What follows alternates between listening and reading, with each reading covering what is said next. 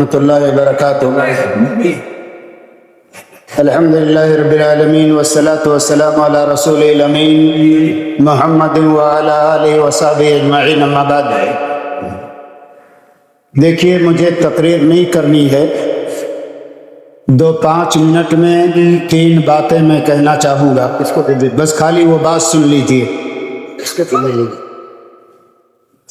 سب سے پہلی بات تو یہ کہ ابھی آپ نے نظم سنا کہ اگر چین بھی جانا پڑے علم کے حصول کے لیے تو چین جانا چاہیے، یہ حدیث ہمیں اپنے بچوں کو بتانی چاہیے۔ دیکھیے، حدیث ہے اطلب العلم ولو بالصین، علم کو تلاش کرو چاہے چین جانا پڑے۔ لیکن یہ حدیث کیسی ہے؟ علامہ البانی رحمہ اللہ کہتے ہیں حدیث باطل، یہ باطل حدیث ہے۔ کسی نے بھی اس روایت کو، اس حدیث کو صحیح یا حسن کچھ نہیں کہا ہے، ہر ایک نے یا تو ضعیف کہا ہے یا باطل کہا ہے یا واہن کہا ہے۔ یہاں تک کہ بعض نے لکھا، شیخ ابن باز رحمہ اللہ، جمہور اہل العلم بالحدیث قد حکموا علی هذا الحدیث بانہ ضعیف من جمیع طرقہ، تمام سندوں کو بھی اگر اکٹھا کر دیا جائے تو یہ حدیث صحیح نہیں ہے۔ کون سی حدیث؟ کہ علم حاصل کرو چاہے چین جانا پڑے۔ یہ ایک بات ہوئی۔ دوسری بات جو میں کہنا چاہتا ہوں، دیکھیے، صحابہ کا مقام بہت بڑا ہے، ہم سب جانتے ہیں۔ اللہ نے قرآن مجید کے اندر رضی اللہ عنہم ورضوا عنہ جو کہا، وہ صحابہ کے لیے کہا۔ اللہ ان سے راضی اور یہ اللہ سے راضی، راضی برضا جماعت ہے صحابہ کرام رضوان اللہ تعالی علیہم اجمعین کی جماعت۔ نبی کائنات صلی اللہ علیہ وسلم نے لوگوں کے بعد میں آنے والوں کے ایمان کے پرکھنے کے بارے میں بتایا کہ اگر کوئی مسلمان صحابہ سے محبت کرتا ہے تو یہ فیصلہ کر لو یہ مسلمان ہے، لیکن اگر کوئی مسلمان عبداللہ اور عبد الرحمن نام رکھے ہوئے ہے لیکن صحابہ سے بغض رکھتا ہے تو یہ جان لو کہ یہ مسلمان نہیں ہے۔ صحابہ سے محبت ایمان کی علامت، صحابہ سے بغض یہ ایمان کے علاوہ دوسری چیز کی علامت ہے۔ یہ بہت بڑا مقام ہے صحابیت کا، لیکن ہم سب اس سے محروم ہیں، ہم سب اس سے محروم ہیں۔ لیکن ایک بات میں آپ سے کہنا چاہتا ہوں، صحابہ کرام رضوان اللہ تعالی علیہم اجمعین اللہ کے نبی صلی اللہ علیہ وسلم کے زمانے میں موجود تھے، آپ کو دیکھ کر عمل کرتے تھے، آپ سے باتیں سیکھتے تھے، اور آپ کے تمام عملوں کو، چاہے چھوٹا عمل ہو یا بڑا عمل ہو، آپ کے ساتھ انجام دینے کی بھرپور کوشش کیا کرتے تھے۔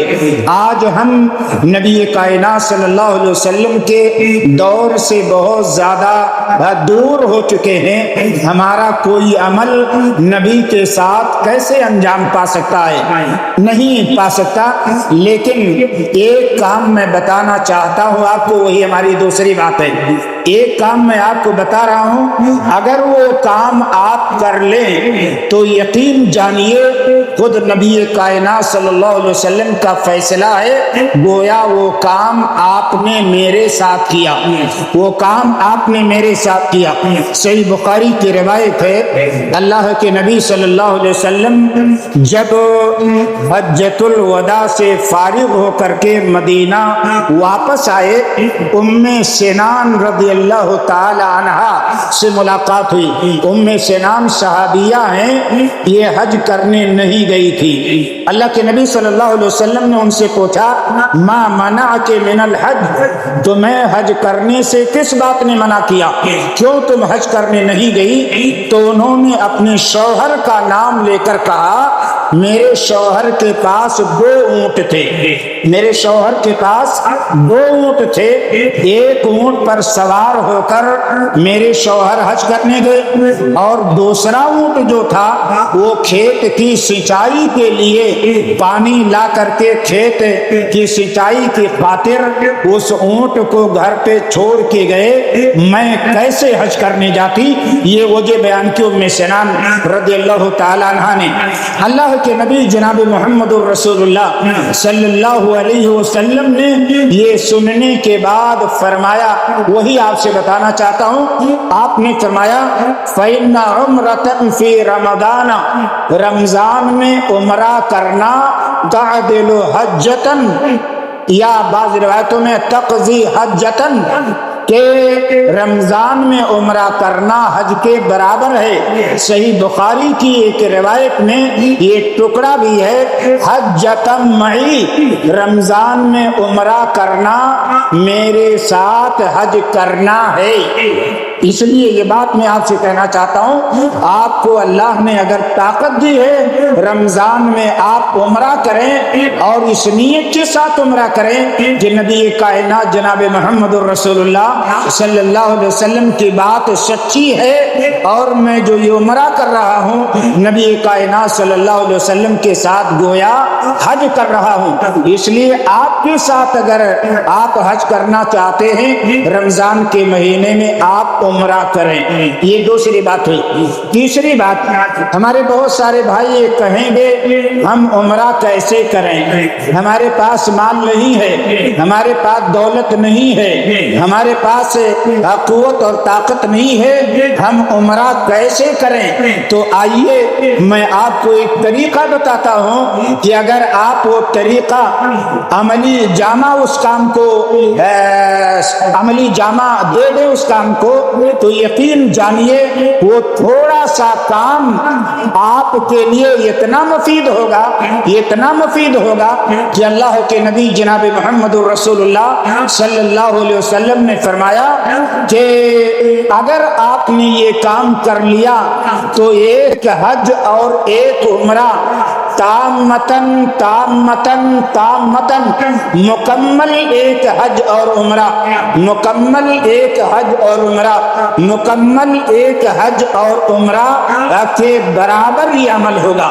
بہت آسان عمل ہے، وہی عمل بتا کے میں آپ سے رخصت ہونا چاہتا ہوں اور آپ سے گزارش کروں گا کہ وہ عمل آپ انجام دینے کے لیے محنت کریں، کوشش کریں، اپنے اندر شوق اور جذبہ پیدا کریں۔ اس لیے کہ اگر ہمارے پاس مال نہیں ہے ہم خانہ کعبہ نہیں جا سکتے، لیکن یہ کام کرنے کا موقع اللہ نے ہمیں دیا ہے، یہ کام کرنے کی طاقت ہمارے پاس ہے۔ جیسے ابھی کسی مقرر نے بیان کیا تھا کہ اللہ کے نبی صلی اللہ علیہ وسلم کے پاس غریب صحابہ آئے، غریب صحابہ، تو اللہ کے نبی صلی اللہ علیہ وسلم مالدار صحابہ نماز پڑھتے ہیں ویسے جیسے ہم نماز پڑھتے ہیں، وہ روزہ رکھتے ہیں ایسے جیسے ہم روزہ رکھتے ہیں، فلاں کام جیسے ہم کرتے ہیں وہ کرتے ہیں، لیکن وہ صدقہ و خیرات کرتے ہیں اس لیے کہ ان کے پاس مال ہے، ہمارے پاس مال نہیں ہے، ہم یہ دین کا کام نیکی کا کام نہیں کر پاتے، ہم بہت پریشان رہتے ہیں۔ اللہ کے نبی صلی اللہ علیہ وسلم نے طریقہ بتایا، طریقہ بتایا، کہا ایک کام بتاتا ہوں، اگر یہ کام تم کر لو تو ان مالداروں سے آگے بڑھ جاؤ گے، مالداروں سے آگے بڑھ جاؤ گے۔ اللہ کے نبی صلی اللہ علیہ وسلم نے فرمایا فرض نماز پڑھنے کے بعد 33 مرتبہ سبحان اللہ، 33 مرتبہ الحمدللہ، 34 مرتبہ اللہ اکبر کہہ لیا کرو، ان مالداروں سے آگے بڑھ جاؤ گے۔ اب بہت آسان کام، مالدار لوگ مال خرچ کرتے ہیں اور یہ 100 مرتبہ یہ تسبیح پڑھ لینے سے ان کے برابر یا ان سے آگے بڑھنے کی بات ہے۔ اب یہ غریب صحابہ فرض نماز پڑھنے کے بعد اور اذکار کرنے کے ساتھ ساتھ یہ تسبیحات بھی پڑھنے لگے۔ مالدار صحابہ نے کئی دن دیکھا یہ غریب صحابہ کیوں بیٹھے رہتے ہیں، یہ فقیر صحابہ بیٹھے کیوں رہتے ہیں۔ پتہ لگاتے لگاتے ان کو بھی پتہ چل گیا کہ اللہ کے نبی صلی اللہ علیہ وسلم نے ان کو یہ طریقہ بتایا ہے۔ مالدار صحابہ بھی وہ کام کرنے لگے۔ اب غریب صحابہ پھر آئے اللہ کے نبی صلی اللہ علیہ وسلم کے پاس اور کہا اللہ کے نبی مالدار صحابہ بھی یہ کام کرنے لگے۔ اللہ کے نبی نے فرمایا ذالک فضل اللہ یؤتیہ من یشاء۔ تو بتانا یہ ہے کہ غریب صحابہ کو اللہ کے نبی نے مالدار صحابہ کے ساتھ صدقہ و خیرات کرنے کے برابر کرنے کے لیے ایک وظیفہ بتایا کہ یہ وظیفہ کرو، مال نہیں خرچ کرنا ہے، محنت نہیں کرنی ہے اور کوئی کام نہیں کرنا ہے، بیٹھے بیٹھے یہ تسبیح پڑھ لو، ان کے برابر ہو جاؤ گے۔